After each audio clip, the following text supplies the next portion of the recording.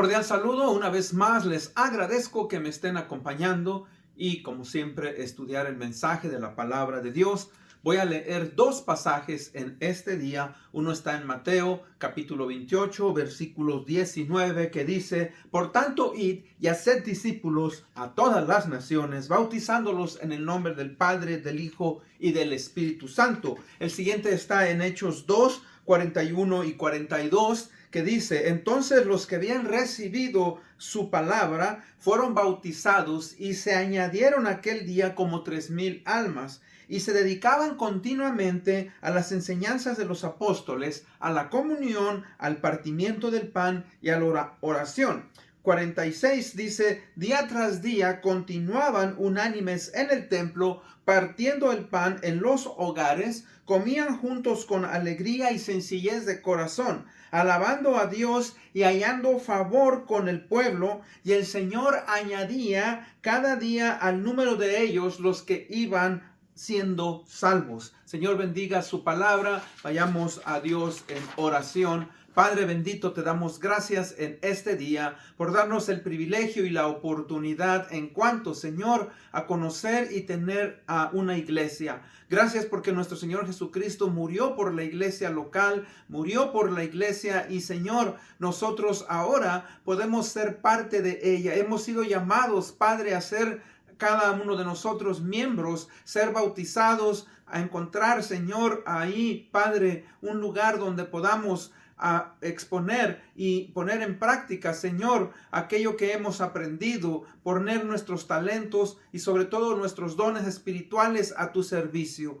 Abre nuestra mente y nuestro corazón para poder, Señor, ser mejores creyentes, podamos honrarte y glorificarte, y, Señor, que esta iglesia tuya pueda honrarte y glorificarte hasta el último día. Señor, te agradecemos por ello. En el bendito nombre de Cristo Jesús pedimos esto. Amén. Bueno, vamos hoy a tocar un tema que es muy importante. El tema de hoy lo hemos hablado anteriormente, pero es un tema, mis hermanos, que es necesario. Es sobre el bautismo y membresía del creyente en la iglesia local. Es por eso que leímos estos dos pasajes que son necesarios. Ahora, muchos cristianos desconocen lo que la Biblia, lo que la palabra de Dios enseña sobre la iglesia y tristemente, ¿verdad?, no pueden integrarse a la iglesia por falta de su conocimiento, y por eso es necesario que estas enseñanzas sean, ¿verdad?, dadas continuamente. Muchos de ellos, ¿verdad?, se niegan a ser obedientes a estas doctrinas, a estas enseñanzas que son fundamentales, y yo fui uno de ellos. Cuando yo recibí al Señor Jesucristo, una de las cosas que me costó trabajo fue integrarme a la iglesia. Yo decía, bueno, en mi casa yo puedo leer la Biblia, en mi casa yo puedo orar, en mi casa, ¿verdad?, yo puedo cantar y no necesito yo de estar en un lugar específico. Bueno, el Señor Jesucristo dijo en su palabra en el libro de Mateo 16, 18, le dijo a Pedro: yo te digo que tú eres Pedro, y hablando el Señor de sí mismo, sobre esta roca edificaré mi iglesia, y las puertas del Hades no prevalecerán contra ella. Ahora, cuando nosotros hablamos, hermanos, de la iglesia, tenemos que entender, por ejemplo, que la iglesia no es un edificio, la iglesia no es un templo, la iglesia son aquellos que han sido salvos, que han sido regenerados por el poder del Espíritu Santo y que ahora se han arrepentido y se integran, como dice este pasaje que acabamos de leer, que se añadieron a la iglesia en ese entonces 3,000 personas. En este caso, aquellos que reciben al Señor Jesucristo deben de añadirse, ¿verdad?, y deben de ser parte de una iglesia local. Y mucha gente, ¿verdad?, se niega a aceptar. Otra cosa que muchos, ¿verdad?, preguntan: ¿por qué tengo que bautizarme? ¿Por qué uno tiene que bautizarse? Unos preguntan: ¿esto me hace salvo? ¿Esto me hace mejor cristiano? Y algunos aún rehúsan bautizarse porque dicen que fueron bautizados durante su infancia. Entonces, primeramente, pues una de las preguntas es: ¿qué significa y por qué el creyente entonces es bautizado? Ahora recordemos algo: el bautismo y la membresía del creyente de la iglesia local van de mano a mano, ¿verdad? muchas iglesias usamos, ¿verdad?, este modelo que nuestro Señor Jesucristo usó según los 4, ¿verdad?, libros del Evangelio del Señor Jesucristo. Cuando el Señor Jesucristo comenzó su ministerio, antes de comenzar su ministerio, Él mismo buscó a Juan el Bautista y le dijo que lo bautizara. Juan el Bautista le dijo, ¿cómo es posible que tú vengas a mí? Dice, yo necesito de ti. Bueno, él le dijo, conviene que así se haga por causa de justicia. Entonces, fíjese que en el libro de Mateo 13 al 17, en Marcos 1, 9 al 11, en Lucas 3, 20, 22 y Juan 1, 29, 34, vemos en cada uno de estos evangelios, ¿verdad?, que el Señor Jesucristo se bautiza y inmediatamente comienza su ministerio, ¿verdad?, en Galilea y en Judea. Ahora, fíjese que entonces nosotros, mis hermanos, tenemos que entender que el bautismo y la membresía es algo necesario. Este autor dice lo siguiente, hablando, ¿verdad?, en cuanto al bautismo. Dice, la conversión es una obra poderosa que renueva el alma. El bautismo es solo una representación externa que no tiene poder en absoluto para salvar al alma. Sin embargo, en el Nuevo Testamento, el arrepentimiento y la conversión son inseparables del bautismo. La conversión es lo real y el bautismo es meramente una representación de la misma conversión. Pero a pesar de ello, siempre que haya conversión, debe de haber una representación de la misma. Eso quiere decir que por eso cuando leímos, ¿verdad?, cuando el Señor Jesucristo dice en Mateo 28, 19, id y haced discípulos a todas las naciones, bautizándolos en el nombre del Padre, del Hijo y del Espíritu Santo, es un mandato y es esencial, pues, que uno reciba el bautismo. Ahora, aunque es cierto que el bautismo no es esencial para la salvación, ¿ok? El bautismo no es esencial para la salvación porque el bautismo viene después de haberse uno convertido, pero aún así, ¿verdad?, el Señor Jesucristo lo dejó claramente, ¿verdad?, y Él lo dijo que lo hagamos. Y si Él dijo en Mateo 28, 19 que las personas fueran dadas el evangelio, que recibieran el Cristo, que se arrepintieran, que fueran bautizados y que fueran hechos discípulos, es porque es algo necesario. Los cristianos, pues, estamos sujetos y debemos de buscar el ser que obedientes a este mandato. Ahora, vamos a ver algunas de las maneras, entonces, ¿verdad?, en las cuales las personas vienen a ser bautizados. ¿Y qué es lo que la palabra nos dice? Bueno, existen varias maneras. Una de ellas es la aspersión. En la aspersión se agarra un hisopo para salpicar, pringar, ¿verdad?, a un grupo de personas. Por ejemplo, algunos dicen, como en este caso, que se convirtieron 3,000. ¿Cómo vamos a bautizar a 3,000 personas? Entonces se inventó, ¿verdad?, el salpicar. Otra manera de bautizar es a través del rociamiento. Se rocía con agua la cabeza de una persona y esto es sobre todo, ¿verdad?, cuando una persona está muy grave, se arrepiente de sus pecados, está a punto de morir, ¿verdad?, y se lleva esa práctica. También existe lo que se llama la difusión. La difusión es cuando se toma a un niño pequeño de meses y se le moja en la frente y se le bautiza. Ahora, bíblicamente, la palabra, ¿verdad?, bautismo quiere decir, en el griego es baptizo, que quiere decir sumergir o ser inmerso.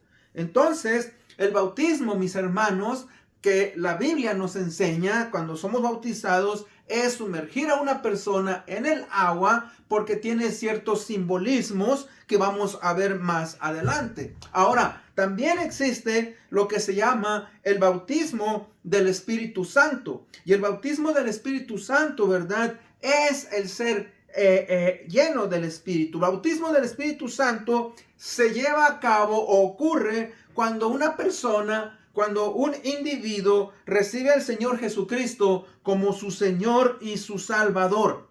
Eso es lo que quiere decir, ¿verdad? Ser lleno del Espíritu Santo. Ser, ¿verdad? Eso es lo que es el bautismo del Espíritu Santo. Y ser lleno del Espíritu Santo, mis hermanos, es el ser controlado por el Espíritu Santo. Ahora pues, recuerde, una persona, ¿verdad?, es salva si no es bautizada, pero si una persona recibe al Señor Jesucristo, entonces, ¿verdad?, tiene que estar cumpliendo con el mandato del Señor Jesucristo, obedecer, identificarse. Ahora, ya que estamos en eso, vamos entonces a ver y hablar sobre ciertas razones bíblicas por las que el creyente, aquel que ha sido, ¿verdad?, convertido, aquel que ha pasado por el proceso de arrepentirse y de confesar sus pecados, entonces ahora, ¿verdad?, se tiene que incorporar a una iglesia y tiene que ser bautizado. Entonces, algunas de las razones bíblicas por las cuales el creyente debe ser bautizado, primeramente tenemos lo que se llama el simbolismo.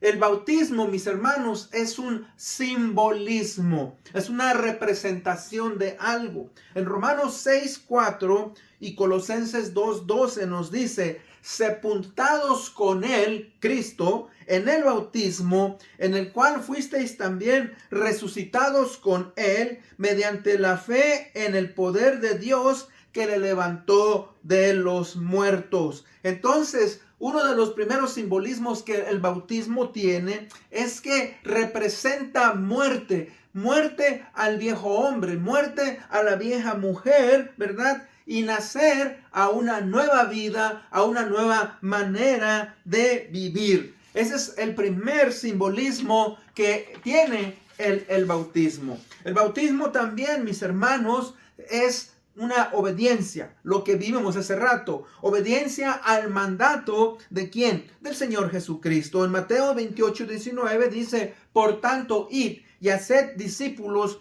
a todas las naciones, bautizándolos en el nombre del Padre, del Hijo y del Espíritu Santo. Ahora, ¿por qué se usa esa fórmula? Fíjense, algunas sectas, algunas religiones, algunas denominaciones bautizan solamente en el nombre del Señor Jesucristo. Pero el Señor Jesucristo nos está dando aquí la fórmula. ¿Por qué? Porque tanto el Padre como el Hijo y el Espíritu Santo tienen, ¿verdad?, algo que ver en la salvación del hombre. Por eso es importante hacerlo de esa manera. Esta, mis hermanos, frase, ¿verdad?, es importante. O sea, ¿por qué? Porque cuando una persona se bautiza, está siendo obediente a ese mandato que el Señor Jesucristo nos dio. O sea, el mandato de ir y dar el evangelio y de hacer discípulos, y que ahora estas personas tienen que identificarse. Y cuando uno, ¿verdad?, recibe al Señor Jesucristo, entonces uno es obediente a ese mandato.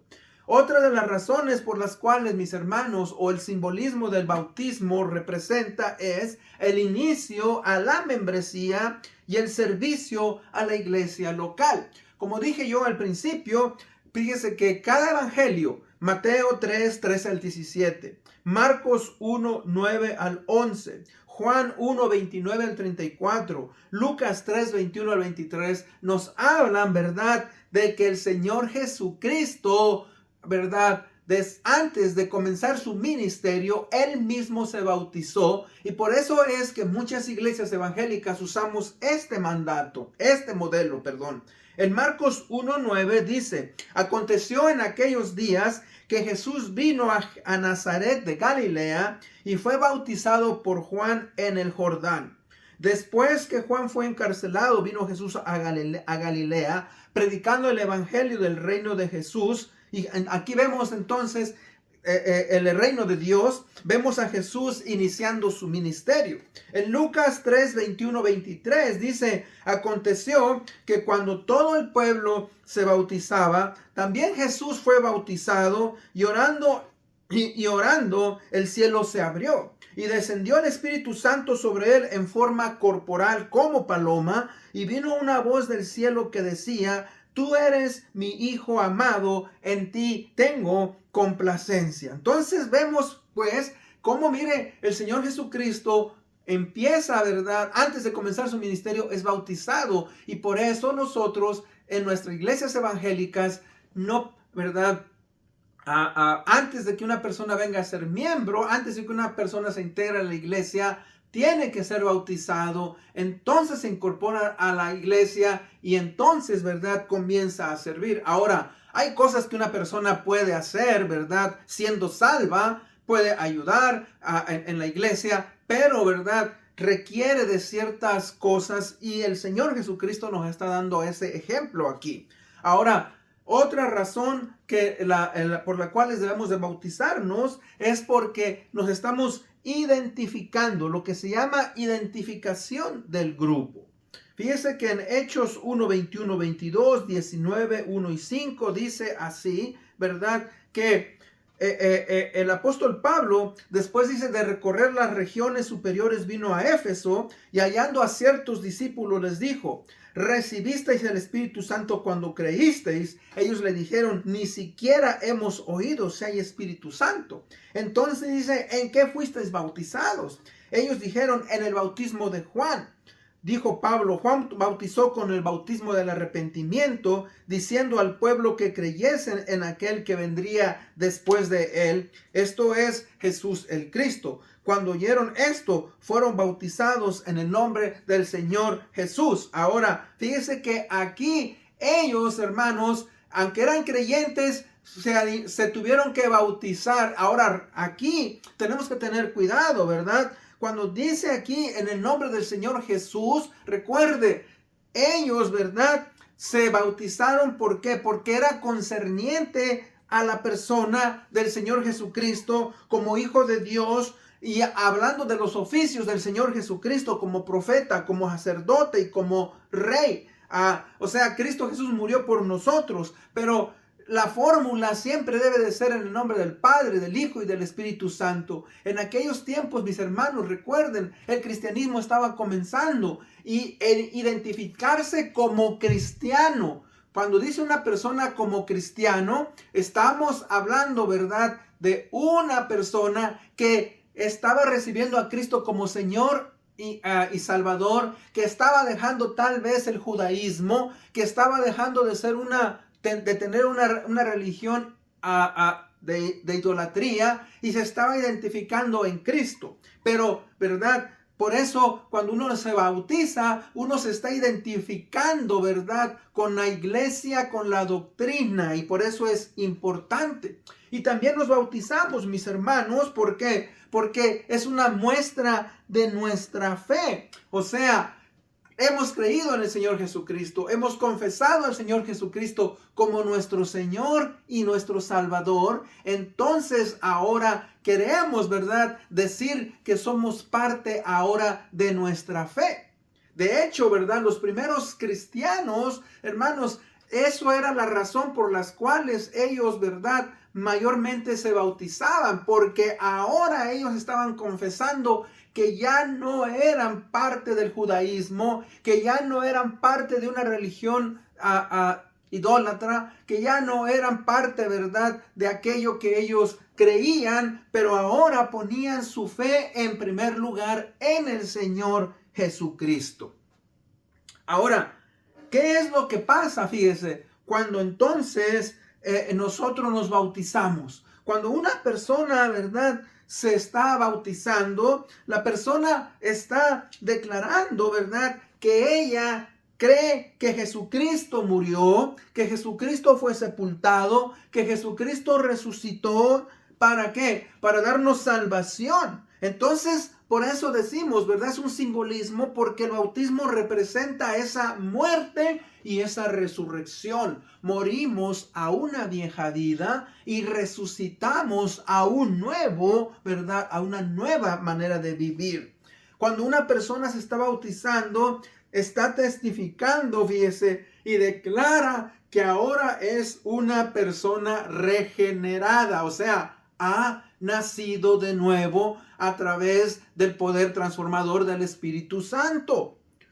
O sea, muere, a su vieja vida, a su pasado, y ahora resucita a una nueva vida que es guiada, ¿verdad?, a través de la palabra de Dios, a través del Señor Jesucristo, a través del empoderamiento del Espíritu Santo, a través de la obediencia y siguiendo la voluntad del Padre.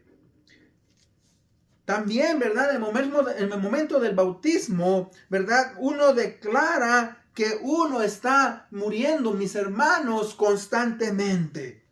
Cuando digo constantemente, ¿verdad?, el apóstol Pablo en el libro de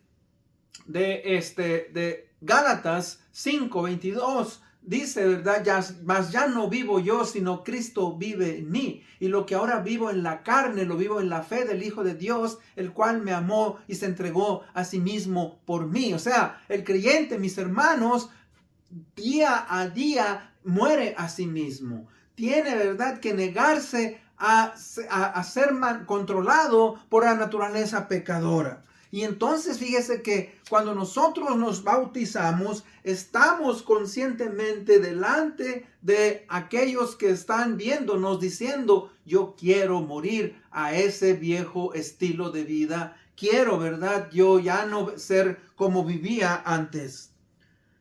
El creyente, pues, mis hermanos, participa en cierta manera en la crucifixión del Señor Jesucristo. ¿Por qué? Porque el cuerpo de pecado es crucificado. El cuerpo del pecado empieza a perder, mis hermanos, que su poder en nosotros. Y el creyente entonces, ¿verdad?, viene ahora a servir al Señor Jesucristo. Antes éramos esclavos, siervos del pecado. Ahora somos siervos o esclavos del Señor Jesucristo. En Romanos 6:7 dice, porque el que ha muerto ha sido libertado del pecado. Entonces, por esas razones, es importante, fíjese, que una persona que reciba al Señor Jesucristo, ¿verdad?, sea bautizado. Como decía yo, hay ciertas excepciones. Por ejemplo, en este caso, ¿verdad?, el ladrón que murió, a uno de los ladrones que fue crucificado juntamente con el Señor Jesucristo, le dijo, Señor,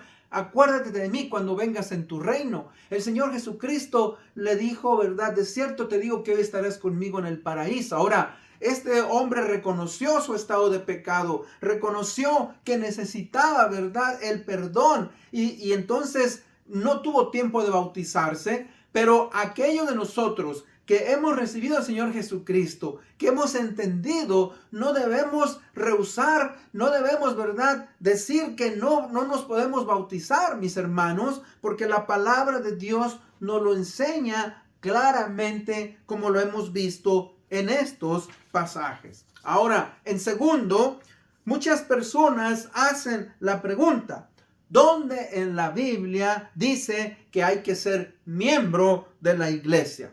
Esa es otra, ¿verdad?, algo muy común en muchos cristianos o personas que reclaman ser cristianos, pero que no son miembros de una iglesia local. Hay muchos individuos. Es posible que usted me está escuchando, ¿verdad? Reclame usted ser creyente, pero no es parte de una iglesia local. Y el Señor Jesucristo nos dice que nosotros, ¿verdad?, cuando nacemos de nuevo, venimos a ser miembros de la familia de Dios. Y esto, mis hermanos, amigo que me escucha, es algo importantísimo, ¿verdad? Porque la palabra de Dios nos lo dice en la palabra de Dios, así que ustedes ya no son extraños ni advenedizos, sino que son conciudadanos de los santos y miembros de la familia de Dios. Eso lo encuentra en Efesios 2:19. Fíjese entonces que el creyente viene a ser miembro de la familia de Dios. Usted nace de nuevo, pero no nace para vivir la vida cristiana, ¿verdad?, solo. Cristo diseñó la iglesia, instituyó la iglesia para que el creyente viviese en comunidad. En el libro de 1 de Corintios, capítulo 12, versículo 12, el apóstol Pablo nos da una comparación, ¿verdad?, de cómo las personas que son miembros, que son parte de una iglesia local, es muy parecido, ¿verdad?, a ser parte de los miembros del cuerpo. Dice así en 1 Corintios 12:12, dice, así como el cuerpo es uno y tiene muchos miembros, pero todos los miembros del cuerpo, siendo muchos, son un solo cuerpo, así también Cristo. Esto nos hace pensar, ¿verdad? Entonces, de que la iglesia, mis hermanos, como el cuerpo de Cristo. Cuando digo la iglesia, ¿verdad? Las personas, aquellos que han recibido al Señor Jesucristo como Señor y Salvador, estamos conectados con Cristo, estamos conectados los unos con los otros, estamos unidos y no podemos estar, hermanos, separados. ¿Por qué? Porque nuestro propio cuerpo, ¿verdad?, nos lo afirma. O sea, cada miembro de nuestro cuerpo está unido y está conectado para llevar a cabo su función. En este caso, yo estoy moviendo mis manos, mi boca está, ¿verdad?, emitiendo sonidos, palabras, mi vista está fija a una cámara, mis oídos están escuchando, mi cerebro, mis piernas me mantienen parado. O sea, pasan tantas cosas. Todo eso lo está haciendo un cuerpo, ¿verdad?, que está formado por muchos miembros. Y de la misma manera, la iglesia es un cuerpo y debe, mis hermanos, funcionar de esa manera. El hermano Andrés Birch escribió un artículo que él dice lo siguiente. La comparación ocupa una buena parte de ese capítulo 12 y llega a la conclusión, dice en el versículo 27, vosotros sois pues el cuerpo de Cristo y miembros cada uno en particular. Él dice que aunque esto se puede debatir, parece ser que en el contexto se está hablando de la iglesia local más que de la iglesia universal. Dice él, soy consciente de que la palabra miembro en este pasaje viene de la comparación con el cuerpo humano y que por lo tanto se puede considerar metafóricamente cuando se aplica a la iglesia. O sea que para que la comparación sea válida, tiene que haber algo en la iglesia que corresponda a los miembros del cuerpo. Y no parece ser que no haya ninguna razón por la que este texto no pueda servir de punto de partida para una teología neotestamentaria de la iglesia local. O sea, la pregunta entonces es, ¿cómo es que una persona viene a ser parte de la iglesia? O sea, recuerde, ningún individuo, ninguna persona nace siendo miembro de la iglesia local. Usted, ¿verdad?, tiene que nacer de nuevo y alguien le da el evangelio y esa persona está conectada a una iglesia o tiene que estar conectada a una iglesia y tiene que incorporar usted a esa iglesia. Fíjese que en Hechos 2:47 dice, alabando a Dios y teniendo favor con el pueblo, que el Señor añadía cada día a la iglesia los que habían de ser salvos. Fíjese que ahí nos dice algo. Dios añadía ¿a dónde? A la iglesia, la primera iglesia que se encontraba en Jerusalén.